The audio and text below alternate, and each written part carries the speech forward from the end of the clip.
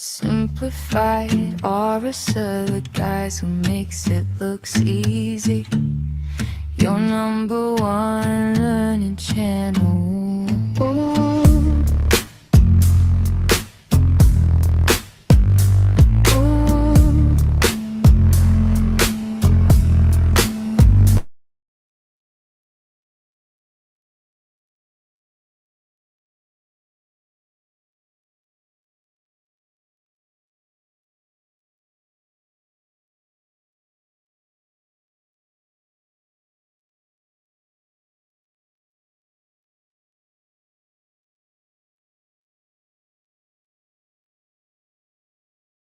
Simplified are us other guys who makes it looks easy.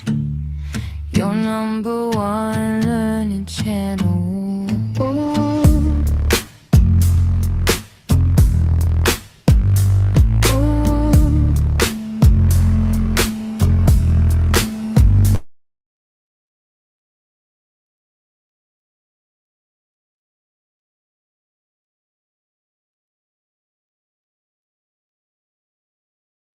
Hello, hello, hello. Okay, no one is here yet.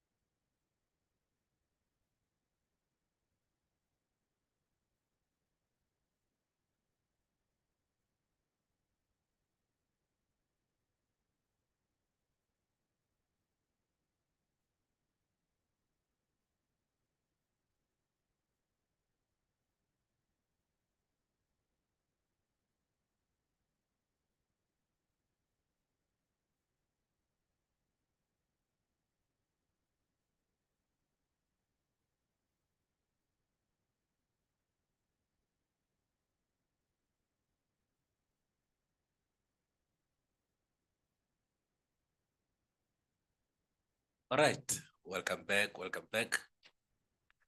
Sorry, man. No problem. Network. Yeah. Let's just wait for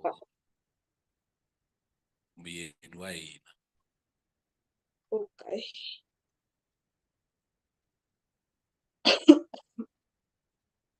Let me open our document.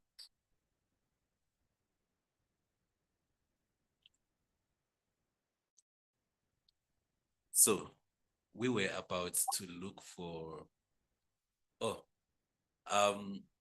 Kumu, you will catch up soon, ne? Don't worry. For this one, we are Hello. doing the last. We have other ones, ne? Okay. This one maybe we're gonna do it sometime later if we have to. So, but here we're about to go to look for. We're about to look for A4. So far, for the other angles, just to catch up, for E1, we got E1 to be 50 degrees. I'm 100% sure, Kumu, you would have gotten E1 as well because it is the same as that angle. And then for the next one, they wanted us to get O2. O2, it was 100 because it's twice the angle at the circumference, angle at center. And then we also got this one to be 130. To get this to be 130, we used either opposite angles of a cyclic quad. So E1 plus B3, it's 180. So the difference would be 130. Now we have to find A4, which is this. However, we were given that AB is equals to BC. So if we're given that AB is equals to BC, it means that is an isosceles triangle. And if it is an isosceles triangle, that means that this angle is equals to this angle. And because of that, we can name this angle X, and then we can name this angle X as well. Now, because everything we do, we must state the statement as well as the reason why we say that. Okay, I thought my network is starting the things again. I'm like, hey, please give us a break. So then in this regard, I would have X, or instead of writing it as X, I can first say A4 plus C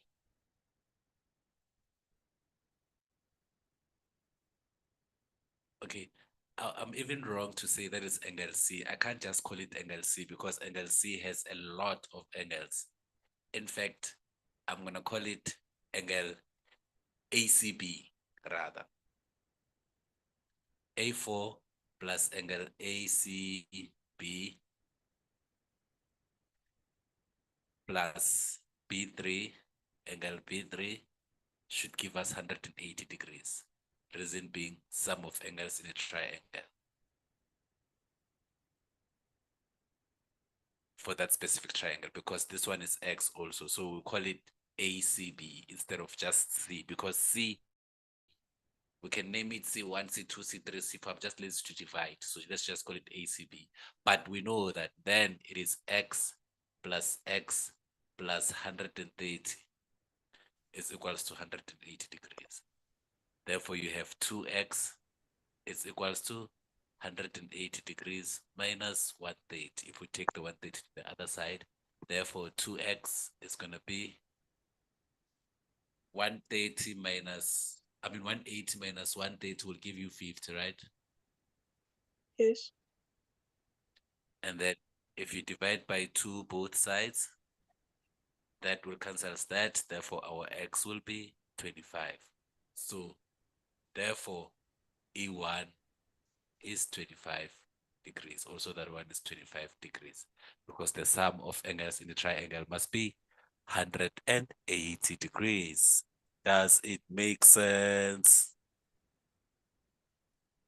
Yes, sir. Yes.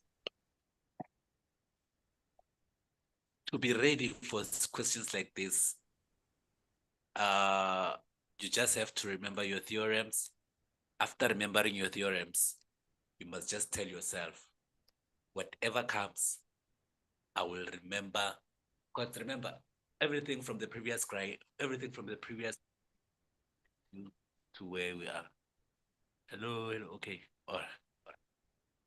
But now, whatever you did in the past, it brings you to where you are now. So you must remember everything about the rules of a cyclic quad.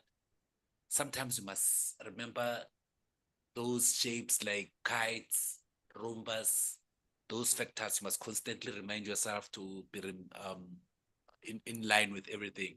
You must remember what happens when lines are parallel and there's a line crossing in between lines that are parallel. How do angles alternate? How do angles correspond? How do equal angles being vertical, opposite angles? What forms the vertical? What happens? Like every other thing, Jay, the more you constantly revise these things, the more it sticks to your head. Because even if they wake you in your sleep, you must be able to know and understand the factors of isosceles triangle, for instance. Because as we've seen so many times, sometimes they would give us the two angles to be the same without telling us that the sides are the same, that forms the two angle. So it's up to us to remember, like, oh, that's an isosceles triangle. And let me download the other question that relates to this. Uh,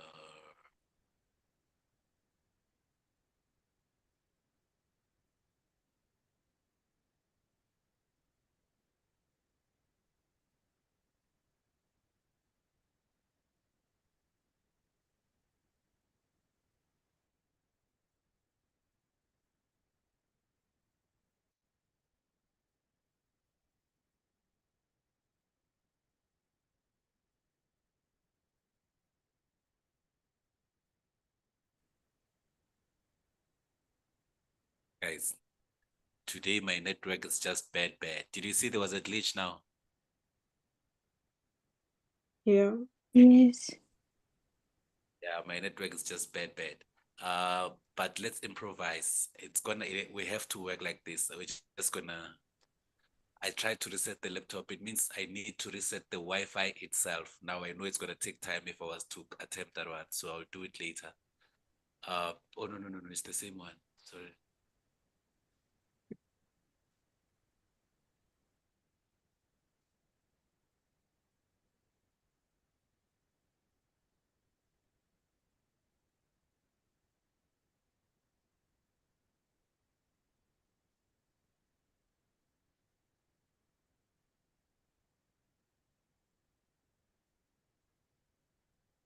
Okay, this one is different. Let's look at it quickly. It's the same, similar, though different but similar to the previous one. So we have O is the center of, oh, O is the center of the circle. There we go. So OAC, OAC is 30 degrees.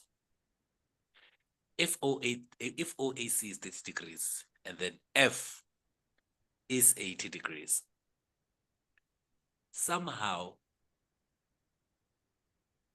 before we even answer any question, we must try to understand the diagram and see a couple of things that are important based on the information that we have. The fact that F is 80 degrees, what do you think that's going to help us with anything?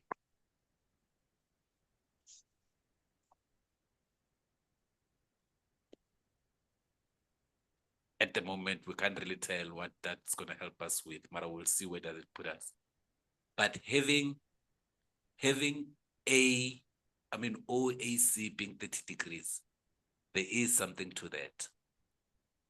Fact that O is the center, OC will be equals to OA. Do you agree? Yes. Yes. Because they are, yes, because they are radiuses. Because of that, it means also this angle will be 30 degrees as well.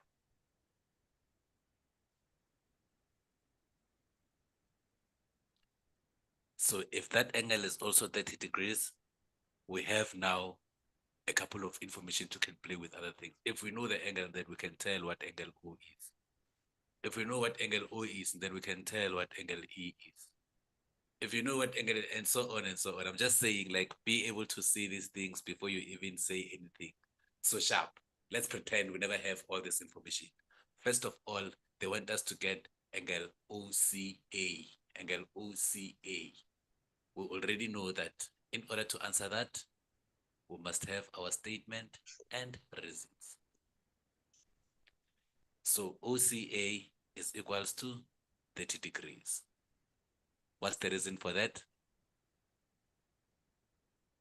Angles opposite equal sides.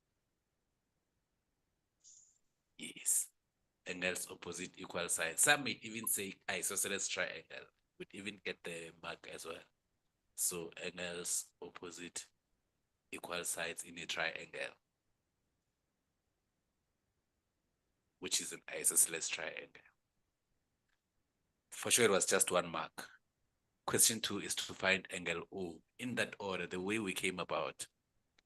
So using our statement and reasons, angle O is gonna, so if that one is 30 and this side is equals to that side, angle O, so we can start by saying angle A, angle O, let me just write it in values because I'm lazy to say OA, C, and O what. I'm just gonna say 30 plus 30 plus O. And even the person who named the angle, they can't just say angle O. As much as this is angle O, yes, I understand that's angle O they are talking about. But angle O, it has two angles. So we should have named this either O1 and O2. Something like that. I'm just saying. But because they mean the one that is formed from the triangles that we're talking about. Yo, here goes my network, please stay with us. Because if it can glitch, the diagram goes away, so it's still fine. You can still hear me on the other side, ne? Yes. Yes. Right. So now this is gonna be plus that angle O should be equals to 180 degrees. So that would be sum of angles in a triangle. And then doing your thing, 108 minus cos 30 plus 30 is 60. 108 minus 60, that would be what angle O that they are talking about is. So that angle O is going to be 120.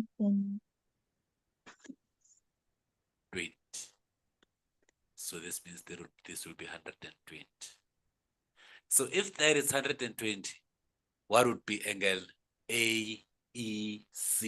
You see, now it's going to what we're talking about. Now we have to determine this one. And this one, you can see is giving this shape of that theorem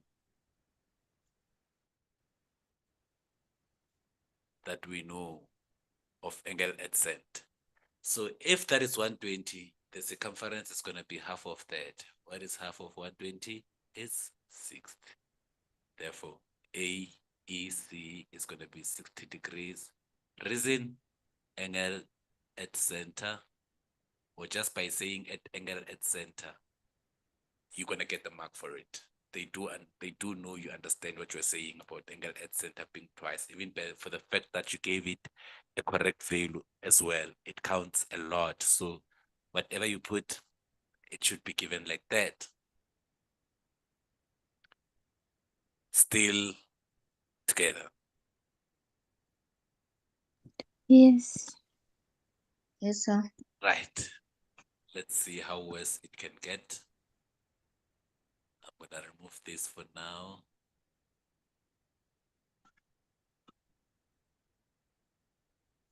And then we need to find angle B. I'm just gonna return this back so it can show what we have already. So we need to find angle B. Angle B is this one.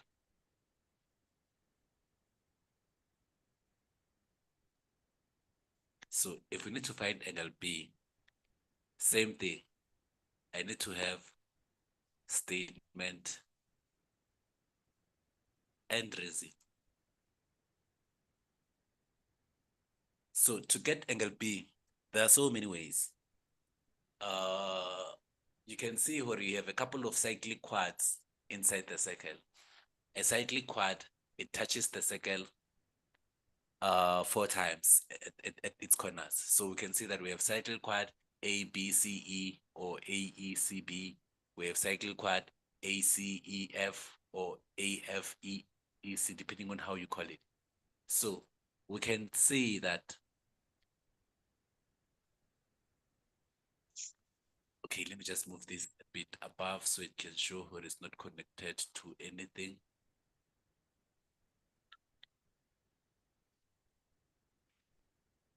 Thing is, when I when I move it above, I mess up my diagram, but it's fine. Think of it like this.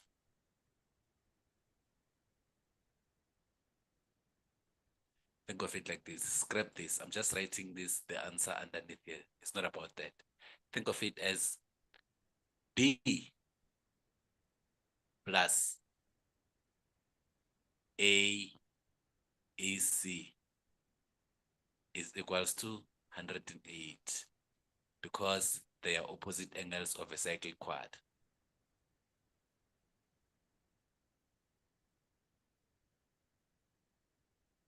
So because of that, B plus 60 degrees is going to be 180 degrees.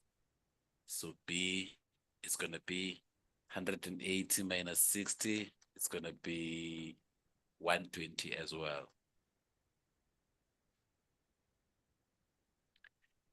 So if B is 120 as well,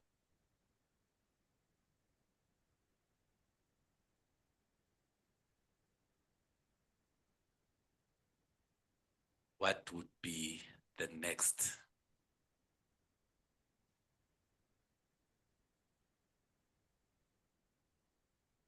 ECD. The last one is to find angle ECD. ECD. ECD.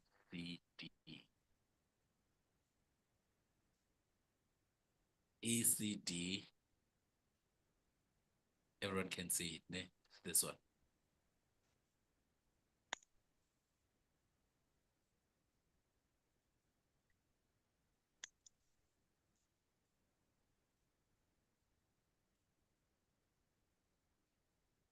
Is it equal to This 80 one. degrees? It's equals to 80 degrees, ne? Yeah. Because you're applying this theorem.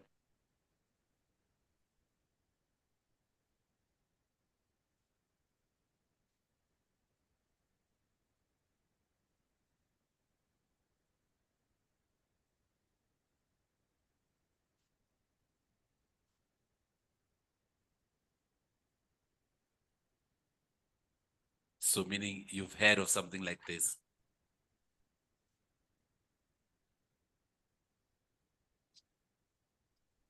Is that what you did? Yes. And the reason being? Exterior angle of a cyclic quad is equal to the opposite interior angle.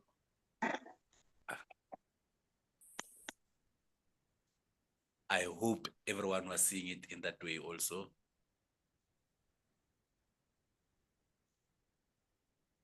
However, given that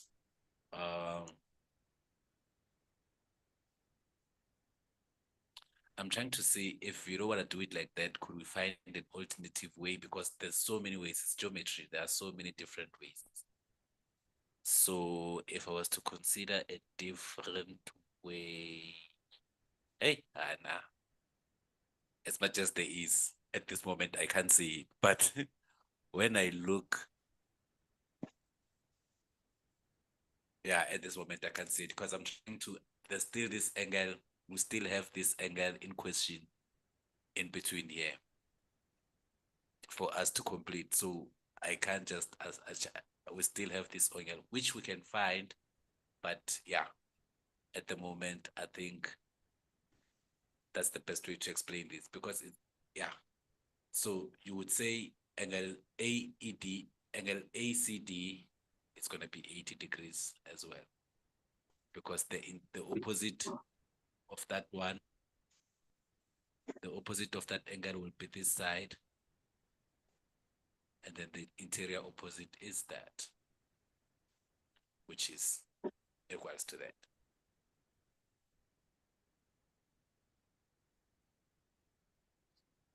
Do you know why is the exterior angle of a cyclic quad being equals to the interior opposite?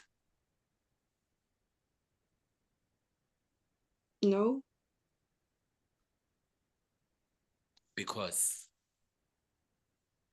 opposite angles of a cyclic quad, it's 108. But also here you have a straight line, which is 108 as well. So if opposite angles of a cyclic quad are going to be 180, it means the interior opposite, for the opposite to be 180, it means the opposite would be 100 degrees. This opposite, for this to be 180 when added together. So because of that, completing angles of a straight line, you would have 8 on the other side, because also angles in a straight line are equals to 108. Hence, the exterior angle of a cyclic quad will equals to the interior opposite, because the opposite is, it would be what it needs in order for it to be a complete angle of a straight line. Does it make sense? The explanation? Yeah. Sure.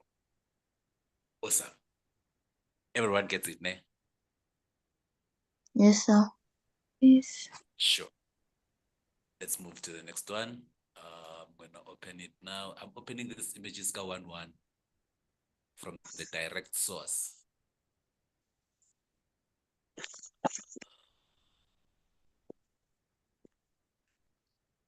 Okay.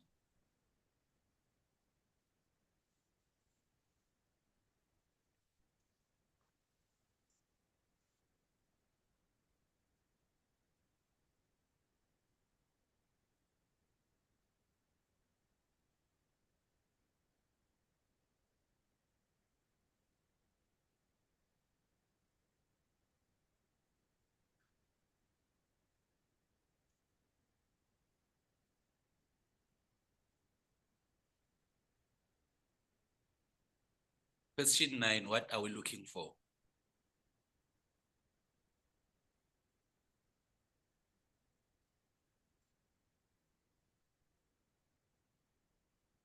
This one.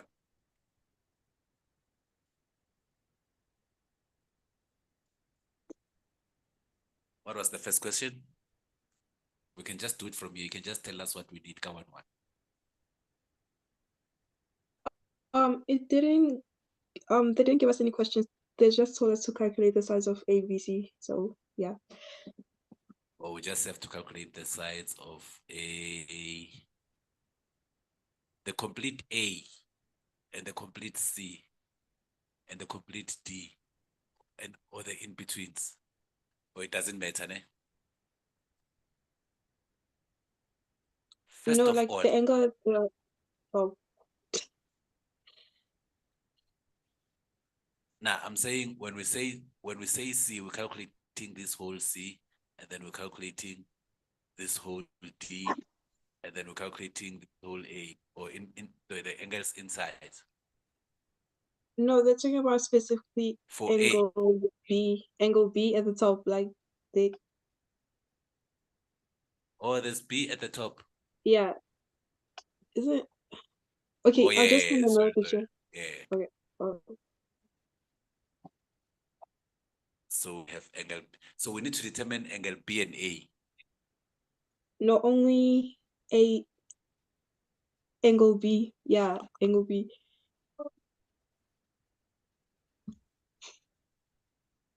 Okay.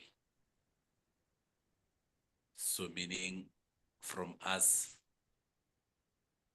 we only expected to find this angle. Yeah, that's ABC. It's using statements and receipts.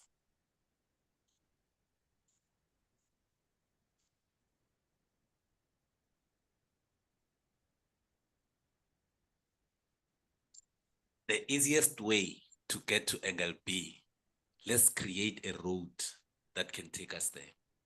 I think if we can find angle D, all of it, would be very happy. Because we can have opposite angles of a cyclic quad. That's the first step. The second step would either to find angle A and angle ACB. So we can use the sum of angles in the triangle. Would also be happy. Otherwise, the only thing we have so far is that AD is equals to CD. However, we can tell the value of this angle. What is the value of angle angle CAD? It's going to 40 be 40 degrees. degrees. 40 degrees, reason being angle adjacent. I believe everyone is able to see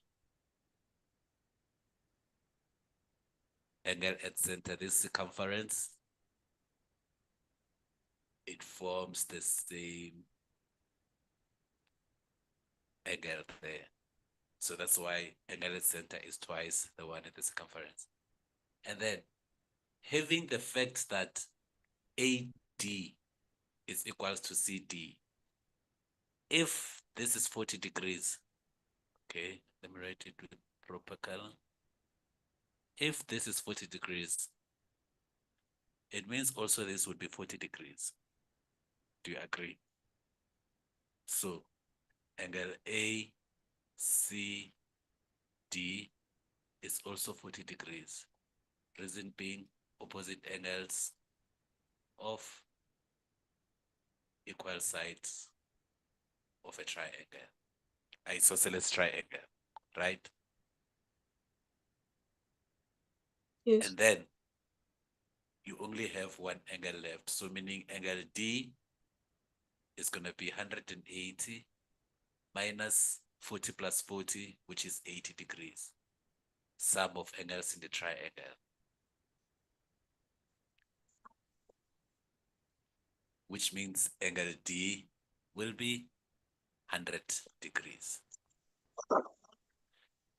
If angle D is 100 degrees, then we know that angle B is then going to be 180 degrees minus 100 degrees, which will be 80 degrees.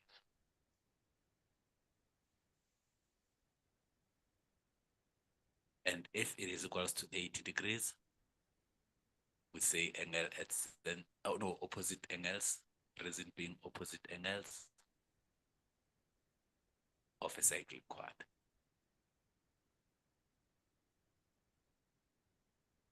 Still good, ne? Yes, sir. Right.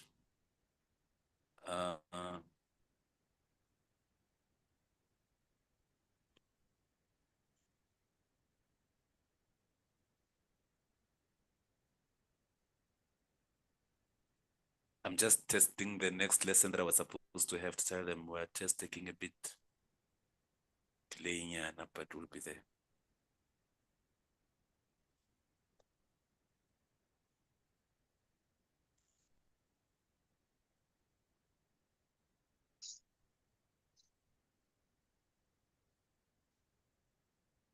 So all in all the rules that you know, a little bit of the previous grade, go an extra mile in order for us to get to our goal of what we actually need. So one at a time. But before we do that, I would feel bad if we don't touch on on hyperbola, because hyperbola, it seems it's bigger than parabola, or whether financial functions and whatsoever. But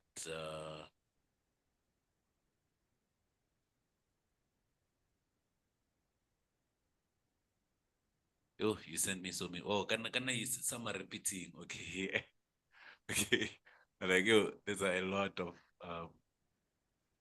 documents. Mhm. Okay, let me talk about this quickly. I think it's important to talk about this. Functions, quickly going back to functions. So we have an exponential function, guys. And exponential functions, I want to explain to you what's happening there. Some mysterious things are happening with the exponential functions, and people are ignoring small little things, tiny little information. With exponential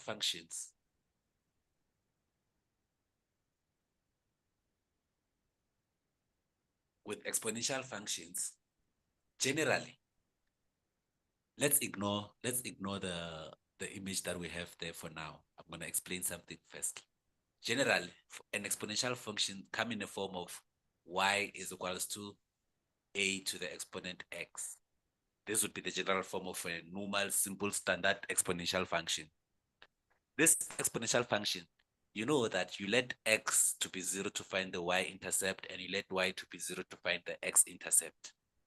So if you were to do that on a general one, when you let x to be 0, you'd find that y is equals to a to the exponent 0. Whatever value a may be, as long as it's going to be to the exponent 0, it will always be 1. And then to find y, you would let to find x, you would let y to be 0. If you let y to be 0, it's equals to a to the exponent x. I swear to God, you cannot solve that thing. And it clearly shows us that there is no value of x on a standard exponential function. The reason why there is no value of x is because x becomes the asymptote, meaning the exponential function doesn't cross the x-intercepts, meaning in the standard form, an exponential function doesn't have x-intercepts. That's why when you draw it in the standard form, it would be like this. And then I'm going to show my x, my y-intercepts, and my x-intercepts. And then the function will pass through one coordinate only, like that, of which that coordinate is what? Since y is +1, that coordinate is 0 and 1. So meaning a standard form of a exponential function, it only has the y-intercept. And then you know that graphs can transform, just like hyperbolas can transform, move upwards, move downwards, move to the left, move to the right. Also, exponential functions can transform, whereby it can move up a certain unit or it can move down a certain unit by q. So when it moves up or down a certain unit by q, it is no longer the standard exponential function. It's now a transformed exponential function. So let's look at the example we have, for instance. For this one, if we can use this example, suppose now we are given this question that we have here. The sketch below is a graph of f of x. It's representing 2 to the exponent 2 minus 4. So in the standard form, that would have been f of x is equals to 2 to the exponent x without the minus 4. Such that the graph would still have looked like that. Because if you let x to be 0, f of 0 is going to always be 1. Always. Now, it happened that instead of the way it was, from the graph that you have, you're gonna now have to reduce it or it must now move or transform to 4 units downwards, -4.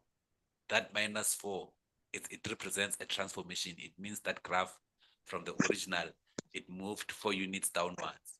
So where it was on y being 0 and 1, the next digit is 0, and then -1, -2, and -3. So when it moves 4 units down, it means it moves from 1. Moving from 1, 0, we count it as 1. -1 is 2. -2 is 3. -3 is 4. So we're going to stop at -3. That's when we're going to have our new function, which now is going to touch the x-axis. The reason why it touched the x-axis is because it moved below the asymptote. Mara, it's going to have a new asymptote below here, which is not going to touch. That would represent the previous one. So that would be -4. So that -4 represent where x was previously as an asymptote. Does it make sense? Yes. So only when it moves below does it have the x-intercepts. If the 4 was a plus instead of a minus, it was going to continue to be further away from the x-axis. It was going to move from here 1, 2, 3, 4, 5. And then it was going to be up there 5. But it was going to have a new asymptote, which is +4. You see that? But it was still not going to touch the x-intercept. But so according to exponential functions, the only time you will have an x-intercept on the exponential function, it's when it has moved downwards. It's when you have a minus here. So when you have a -4 here, You can let x to be 0 to solve the x-intercept. You can let y to be 0 to solve the the y-intercept, such that you can get the values of both a and b. But before I even worry or stress you, what do you think would be the value of a? The coordinates of a, not the value, I mean the coordinates of a.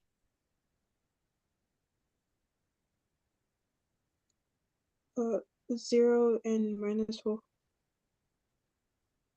0 and -3 rather, not -4.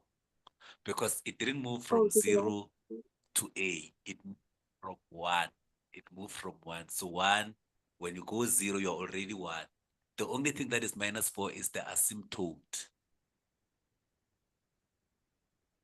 The one that limits it to cross below. So the asymptote, so think of it like this. The previous asymptote was the line x is equals to 0, because it couldn't cross there. So it was like that.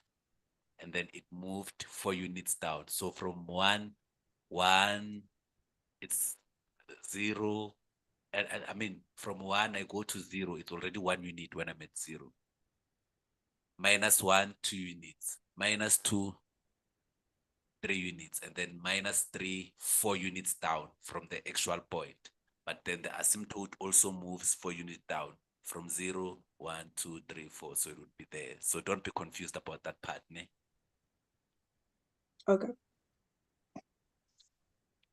And then the first question says, write down the equation of the asymptote of f. And you're going to say 0 and y equals to -4. y equals to -4. So this is your asymptote.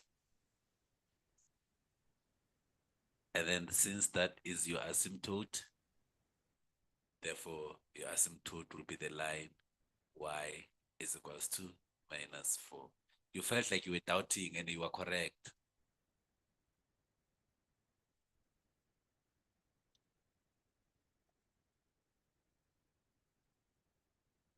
So determine the coordinates of b.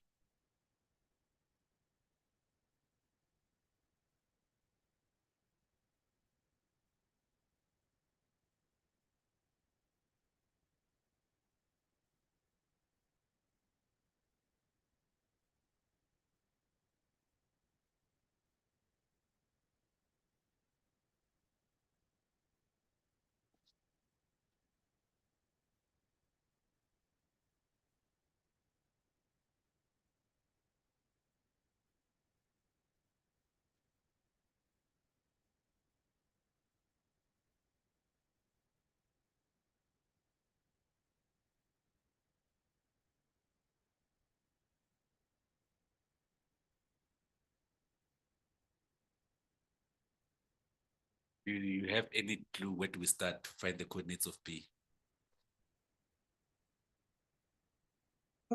We let y equal to 0. Aha. So you would have 2 to the exponent x -4. That's going to be 2 to the exponent x is equals to +4. If I take the 4 to the other side, or I take the 2 to the other side, divide by negative, whatever way you look at it. So that would be 2 to the exponent x is equals to 2 squared. Therefore, x is equals to 2, meaning b will be 2 at 0.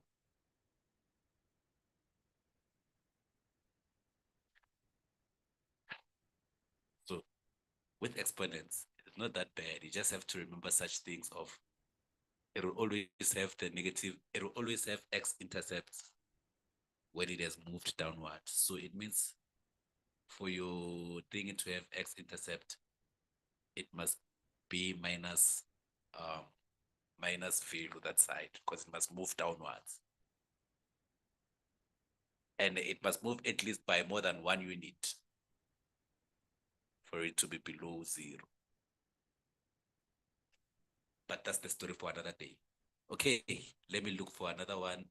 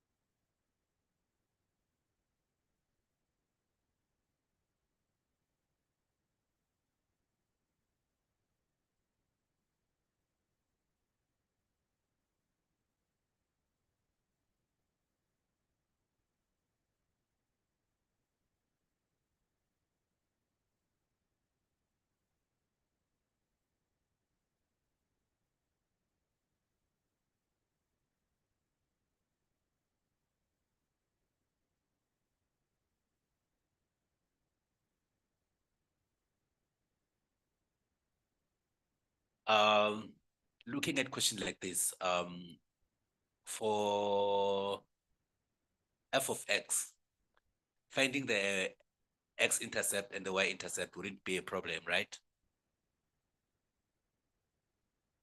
No. The problem would be sketching the graph, maybe. Yeah. Great. Now, this one is the same as the exponential function. It doesn't have x-intercepts or y-intercepts until it transformed. So generally, a hyperbola function is in the form of, if you have y, it's equals to a over x. It's going to be in the form of positive sides like that. However, if you have y is equals to negative a over x, a hyperbola function, your graph is going to be like that. That part you understand, right? Yeah. So ours, in this regard, it means we are on the red. So since we are on the red, when we plot a hyperbola function, we start it from the standard function all the time. We start it from the standard function and then we transform it. When you are plotting it in a book, the standard function curves, you don't have to show them. They're just for your reference where everything starts. So everything starts from there based on what we have. Since we have a minus 2, that minus 2, it means it goes like that. That would be the original one if it never transformed. Do you get that part? Like, Yeah. that is f of x. If f of x was just f of x is equals to minus 2 over x before it transformed, because the transformation changes just because they add. Transformation is just having that a over, you add plus or minus value on x, and then you add plus or minus value for q. So you are transforming it on x by moving it to the left or to the right, and then also on y by moving it up or down. In terms of x and y, when you have a plus, like for instance, when you have the denominator as transformed to, say, x plus p, as much as it's a positive, we look at it as if it transformed to the left. Because if you were to solve x plus p is equals to 0, when you put the p to the other side, it would come out as x minus p. So that's why we say when it's a positive, you move to the left. However, with the y-intercept, which is affected by q, you move directly. When it's positive, you move up. When it's negative, you move down. Just like we did with the previous exponential. When it was a minus 4, we moved down. When it was a plus 4, we moved up. But if the changes were in x, we're going to move left if it was a plus. We're going to move right if it was a minus. Do I make sense? Yes. Great. Now, in our scenario, from the original, it is given that that function transformed 2 units. Oh, by the way, before it transforms, when it's just being like that, our asymptotes are 0 and 0. That's the center of the thingy anyway. So this one, it has moved 1 unit to the left because it's x plus 1. So it's going to be x minus 1. So it moved 1 unit to the left. So I can put my 1 unit there, meaning after moving 1 unit to the left, the new asymptote becomes there.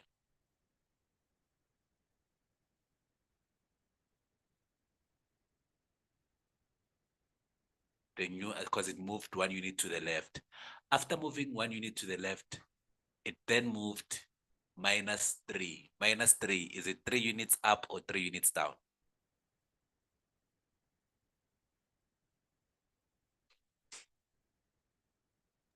Down. 3 units down. Because the y1, it goes directly. So you'd say 0, minus 1, minus 2, maybe minus 3, maybe somewhere here. And then it crosses there and it becomes minus 3 here. After doing that, then you can draw your actual graph. Your actual graph, we can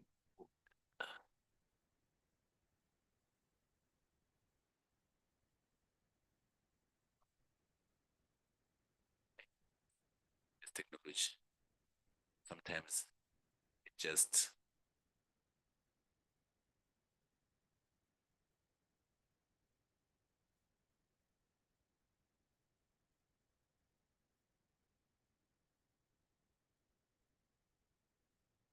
why are we here now? Okay, so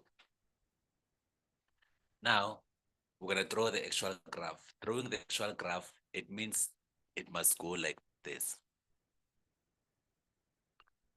Based on how the original has been, Mara, under the new asymptote.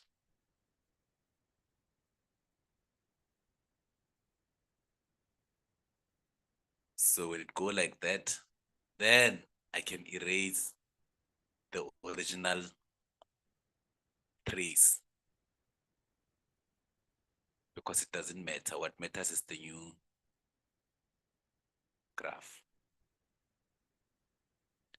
And you see this one, it does crosses the x-intercept on one side and crosses the y-intercept on the other side, you see. So that's how you draw it.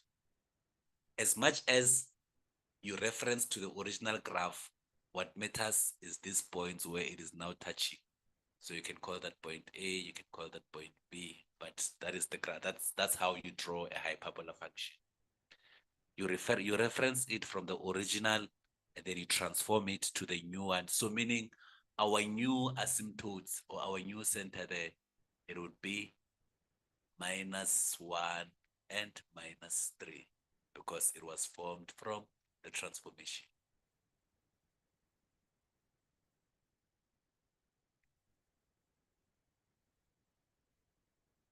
We're good, ne? Yeah. Yes. And then the rest of the other question where everything mixes, we just have to do them a bit nyana, because now if I focus on them now, I won't end up rushing to the lesson that I go to. Let me do the lesson that I'm doing, and then when I'm free, I'll tell you guys again if we can proceed for just the final touches. But I know I gave you enough information, but not Kumo, Jade, with your preparation for now. You can do whatever you are doing within an hour, and then we can do what we thingy. But Kumo, with you, we're gonna do some bit of physics for you guys. We're gonna do a bit of physics around 8:30 ish. I don't know if you'll be there for it or you had enough dosage of physics yesterday. Yeah, can you please do it tomorrow? Okay, do it tomorrow. Okay, not a problem. Otherwise, sharp. So We'll talk on the other side, Jade. Since we are preparing for tomorrow, Jade, please stay with me. Ne? When you get stuck, talk to me. Okay. All right. Thank you, guys. Until we talk again, enjoy the rest of your evening. Bye. Thank you. You too. Bye. Shush. Bye.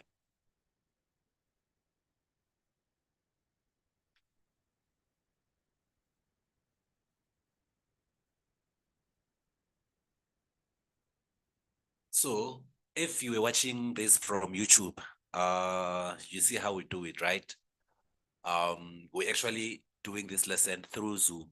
So if you want to join our private lessons where you want everything to be clarified for you, if you need us to help you prepare for your exam, if you need us to give you just consistent lessons, Jay, to keep up with your work, feel free to send us an email. Even an email is long. Just send us a WhatsApp on this number, 081-465-2676. I think I will display the number here soon. I'm trying to find ways to display the number somewhere here, but the number is 081-465-2676. 081-465-2676. I am Mr. Maiman, and we are, as an organization, Simplified RSA, the guys who make everything looks easy for you, so that you can be ready for your exams anytime. And do follow us and subscribe to our YouTube channel. Do press the reminder button so you'd be notified every time we go online, because you might need this more than you think. Trust me, I'm never wrong, because I am Mr. Maimane, he who simplified things. Simplified, RS are the guys who makes it looks easy. Your number one learning channel.